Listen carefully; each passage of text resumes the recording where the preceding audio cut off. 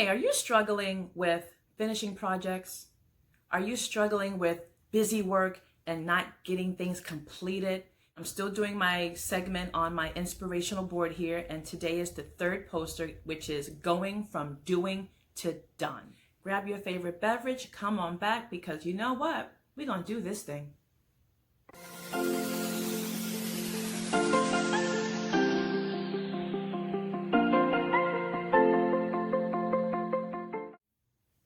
Hi, I'm Cherie, aka the Corporate Concierge, where I give tips to people who want to start a business, I help you stay in business, and I show you how to do it like the big boys. Okay, finishing projects, going from doing to done. This is a big problem for a lot of entrepreneurs because a lot of times your business is your side gig and you are working a full 9 to 5 while you are working on establishing this side business. So you have a lot of things that can get in the way. I had a boss, and this was her mantra. How do we get from doing to done? How do we stop the busy work and finish this thing? And the best thing for you to do is to use a project manager. I was project manager for many years, and so it was my job to really, in a collaborative way, gather everyone's contributions to the project and making sure that people stayed on task. So there's a lot of things that you can do to help you go from doing to done. One of the things that I like to use is actually a free app online. It's called FreeCamp. It's a spinoff from Basecamp. Basecamp is a paid subscription where FreeCamp pretty much does the same thing, and it's for free. So it's an online project management tool that really helps. So if you are working with a team of people, you can assign different things to people, making sure that they stay on task. You can upload anything pertaining to that project. If you have documents, pictures, contracts, everything could be rolled up so that your team can easily access this. Or if it's just for yourself, and I use it a lot just for my own projects, I create timelines. People are so afraid to put dates on a project. You have to. If you don't, you're going to constantly be working on that thing. It's always important to assess your project as soon as you get it, determine what it's going to take. And this is really for anything, business, life, whatever.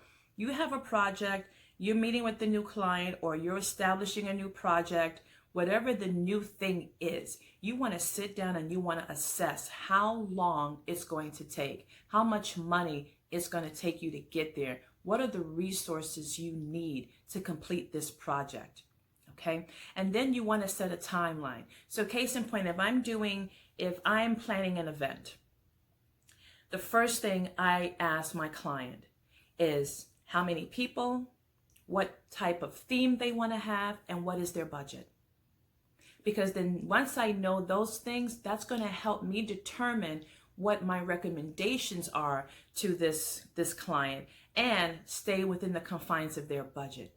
Now, once we do that, then we talk about timelines. When is your event date? Your event date is February 5th.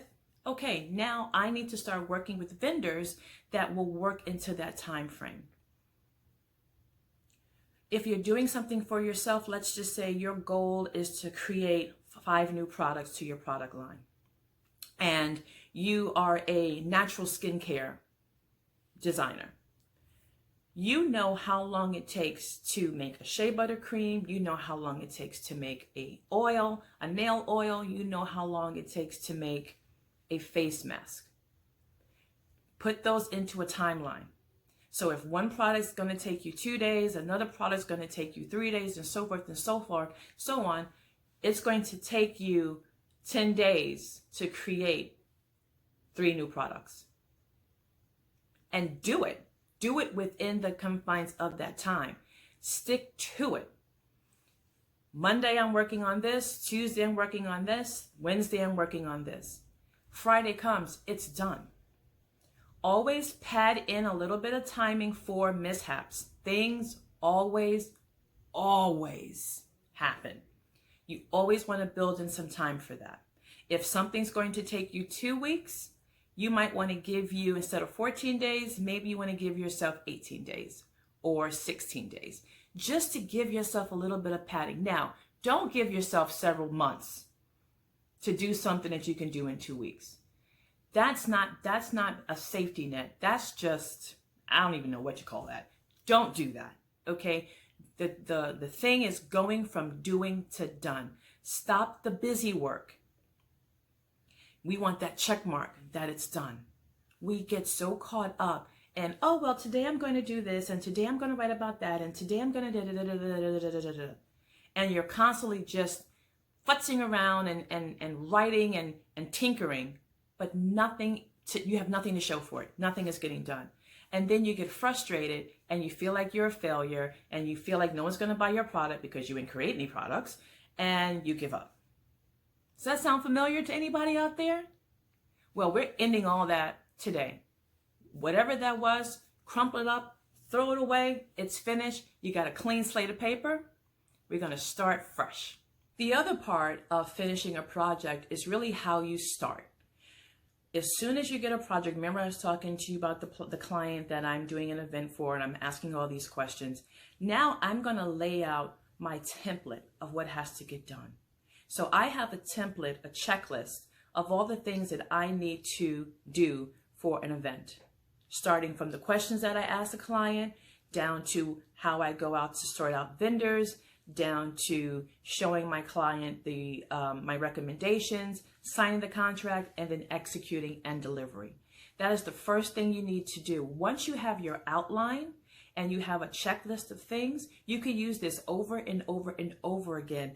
And that way, and also you want to create different checklists for different projects. So I have my event planning checklist. I have my PowerPoint design checklist. I have my coaching checklist.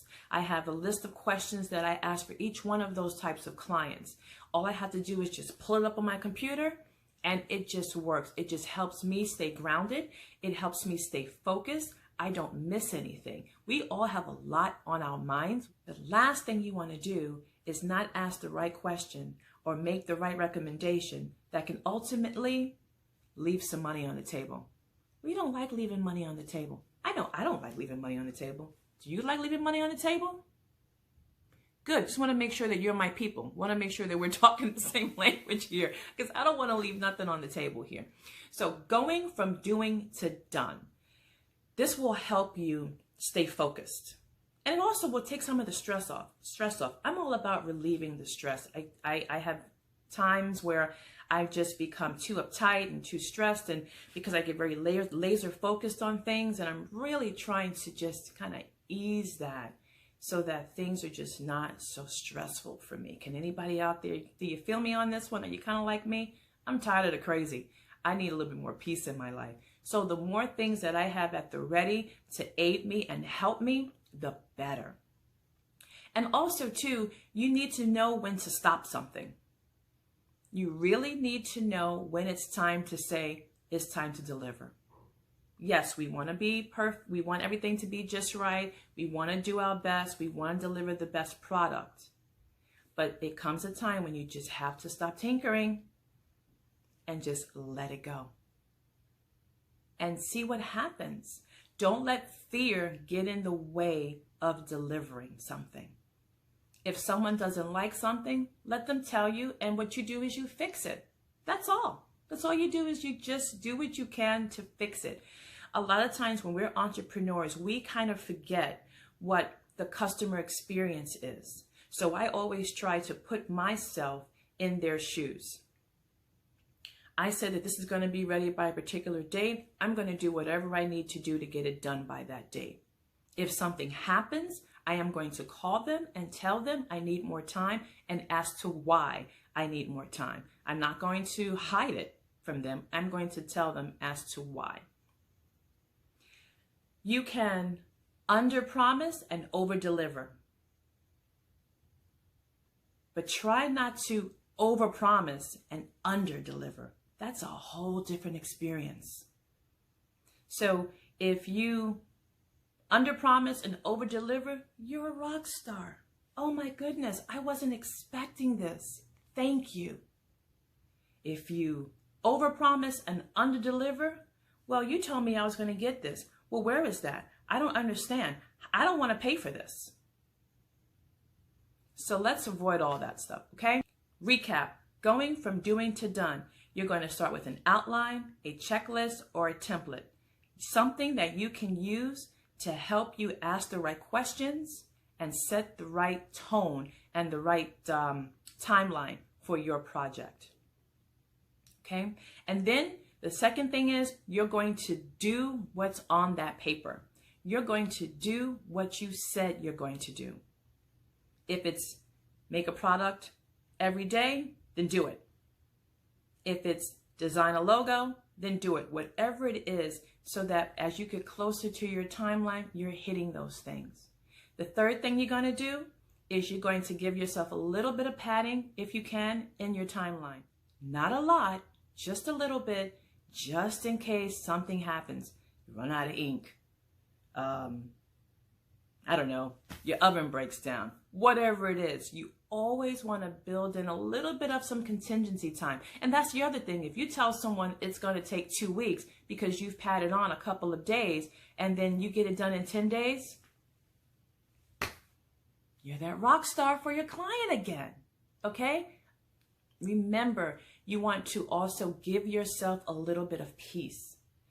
You don't want to add too much stress on yourself. Because if you have a project and you set a wrong timeline and you're trying your best to get it done and you're just going crazy, you're not going to do your best work. You're going to be overtired. You're not going to let your creative juices flow. You're going to be frustrated.